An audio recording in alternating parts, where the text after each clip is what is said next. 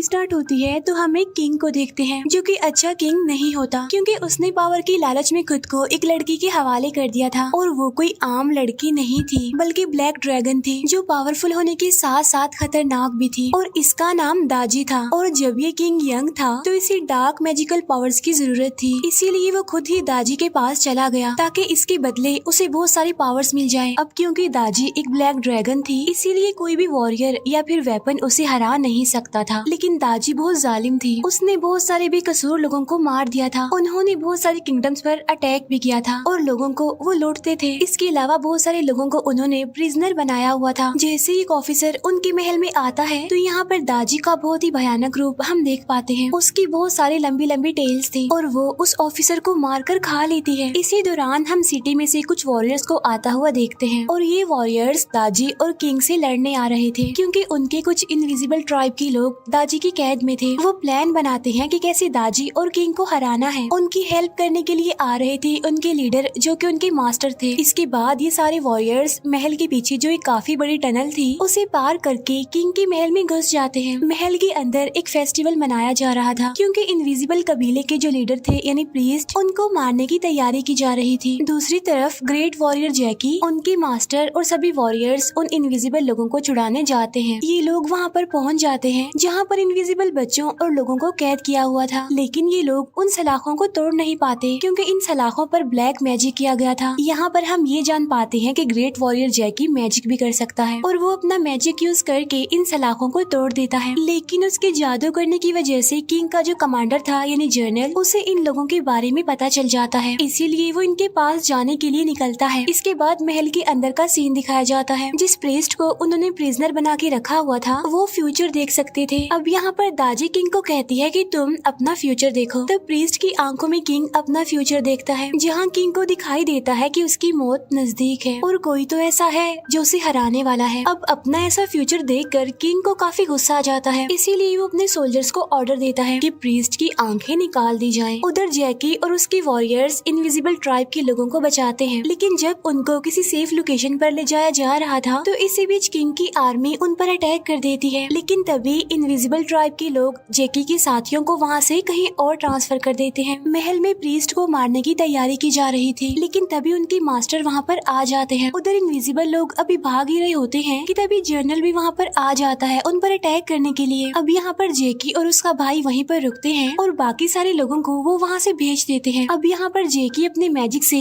बीच की दीवार गिरा देता है। ऐसा करके वो जनरल और उसके लोगों को दूसरी तरफ कैद कर देता है। इस तरह वो इनविजिबल लोगों को बचा लेता है। महल में दाजी अपने खतरनाक रूप में आ चुकी थी और वो मास्टर को एक कर्स देती है और उनकी पावर्स कम कर देती है, जिसकी वजह से अब मास्टर कमजोर पड़ने लगते हैं। ये देखते हुए वो प्रीस्ट अपनी एक आंख निकालकर मास्टर को देते हैं ताकि वो ठीक हो जाए, लेकिन दाजी उन्हें ऐसा करते देख लेती है और वो अपनी एक टेल से उस आंख को पकड़ लेती है। तभी जैकी और उसके वॉरियर्स भी वहाँ पर आ जाते हैं और वो किंग की आर्मी से लड़ने लगते हैं। अब यहाँ पर जैकी अपने मैजिक का इस्तेमाल दाजी पर करता है, लेकिन अब वो क्योंकि ज्यादा पावरफुल और खतरनाक थी इसीलिए जैकी उसके सामने टिक नहीं पाता। दाजी और किंग इन लोगों पर भारी पड़ रहे थे, लेकिन तभी उनका एक ग्रेट बर्ड वहाँ पर आकर उन सबको बचाकर वहाँ से ले जाता है। तभी प्रीस्ट अपनी दूसरी आंख निकालकर मास्टर की तरफ फेंकते हैं और फाइनली ये वाली आंख मास्टर को मिल जाती है, इसीलिए अब वो अपने किंगडम की तरफ निकल जाते हैं। इसके बाद वो प्रीस्ट भी यहाँ पर अपनी आखिरी सांसें लेते हैं और मर जाते हैं। अब यहाँ पर दाजी के पास प्रीस्ट की एक आंख थी, जिसकी वजह से वो और ज्यादा पावरफुल हो जाती है, इसीलिए वो मास्टर और उनके वॉरियर्स के खिलाफ जंग की तैयारी करती है। उधर मास्टर भी जंग की तैयारी करने लगते हैं, लेकिन अब क्योंकि मास्टर को दाजी ने कर्स कर दिया था इसीलिए वो जब भी अपनी पावर्स इस्तेमाल करेंगे तो उनकी उम्र कम होती जाएगी, यानी वो अपनी उम्र से छोटे होते जाएंगे।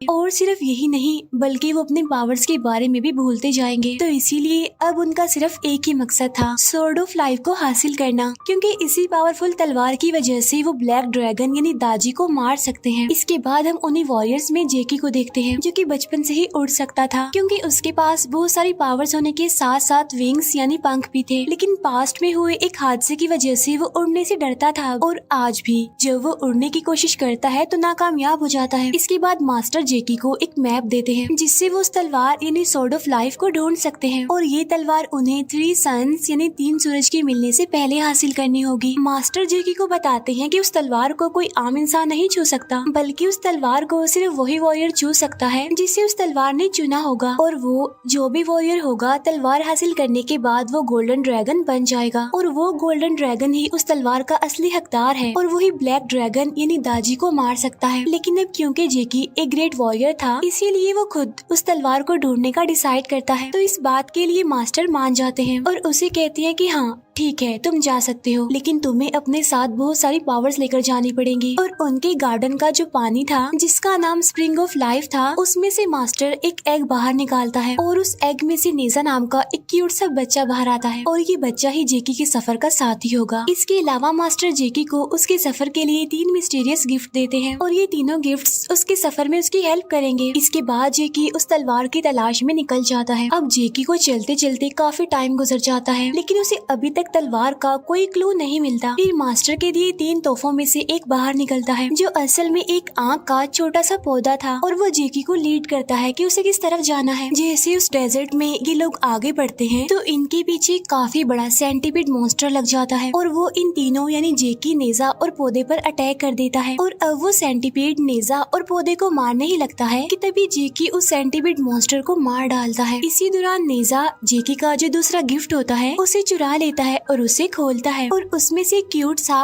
बेबी ड्रैगन प्रिंस निकलता है। वो जैसे ही उसे खोलता है तो वो नेजा पर गैस का जादू कर देता है, जिसकी वजह से नेजा अपने असली रूप में आ जाता है, यानी वो बड़ा बन चुका था। उसे होश आते ही वो अपने पावरफुल फायर व्हील्स ढूंढने के लिए निकल जाता है, लेकिन जेकी उसे रोक लेता है ये कहते हुए कि पहले हमें स्वॉर्ड ऑफ लाइफ ढूंढनी होगी और उसी रास्ते में तुम्हारे फायर व्हील्स यानी तुम्हारा हथियार तुम्हें मिल जाएगा। उधर महल में जर्नल एक लड़की को कंस्ट्रक्ट करता है और उसमें जान डाल देता है। इसके बाद वो उसे तलवार यानी स्वॉर्ड ऑफ लाइफ ढूंढने के लिए भेज देता है और इस कंस्ट्रक्टेड लड़की का नाम डी रखा जाता है। और यहाँ पर जेकी और नेजा एक काफी पुराने और काफी बड़े हॉल में आ जाते हैं। यहाँ पर उन्हें एक आदमी मिलता है जो कि रेत का जादूगर था और वो अपने मैजिक से रेत को कंट्रोल कर पा रहा था। फिर वो अपने मैजिक का यूज करके रेत में से एक गोल्डन वेपन बाहर निकालता है। अब क्योंकि नेजा को वो गोल्डन वेपन चाहिए था, इसीलिए उस रेत के जादूगर पर अटैक कर देता है। ऐसे यहाँ पर इन दोनों की लड़ाई होने लगती है। अब नेजा को बचाने के लिए इस लड़ाई में जेकी भी आ जाता है और तब ये तीनों लड़ते लड़ते एक अलग ही दुनिया में आ जाते हैं। फाइट के दौरान वो रेत का जादूगर अपने असली रूप में आ जाता है और असल में वो कोई और नहीं बल्कि एक वॉरियर था और वो दाजी के कर्ज की वजह से यहाँ पर कैद था। अब क्योंकि जेकी ने उसे वहाँ से आजाद किया था, इसीलिए जेकी उसे मास्टर के दिए हुए गिफ्ट्स में से तीसरा यानी लास्ट वाला गिफ्ट उस वॉरियर को दे देता है और वो गिफ्ट एक डॉग था। अब वॉरियर और उसका वो डॉग वहाँ से निकल जाते हैं अपने हथियार के लिए। इसके बाद जेकी और नेजा भी अपने सफर पर निकल पड़ते हैं। जैसे ही रात होती है वो एक गांव में चले जाते हैं। गांव पहुंचते ही नेजा और जेकी एक दूसरे से अलग अलग हो जाते हैं ताकि जल्द से जल्द 3 सूरज के एक साथ मिलने से पहले तलवार को ढूंढ लिया जाए। उस गांव में वो उसी लड़की डी से मिलते हैं और ये वही लड़की थी जिसे जनरल ने कंस्ट्रक्ट किया था ताकि वो तलवार को ढूंढ सके। और जैसे ही जेकी उसे देखता है वो उसे अच्छी लगने लग जाती है। अब ये लोग एक जादूगरनी को ढूंढने जाते हैं जिसके पास एक मैजिकल बोट थी यानी जादुई बोट, ऐसी बोट जो किसी को भी अपनी मंजिल पर पहुंचा सकती है। अब जैसे ये लोग उसकी बोट चुरा रहे होते हैं वो जादूगरनी जाग जाती है और इन पर वो अटैक करने लगती है,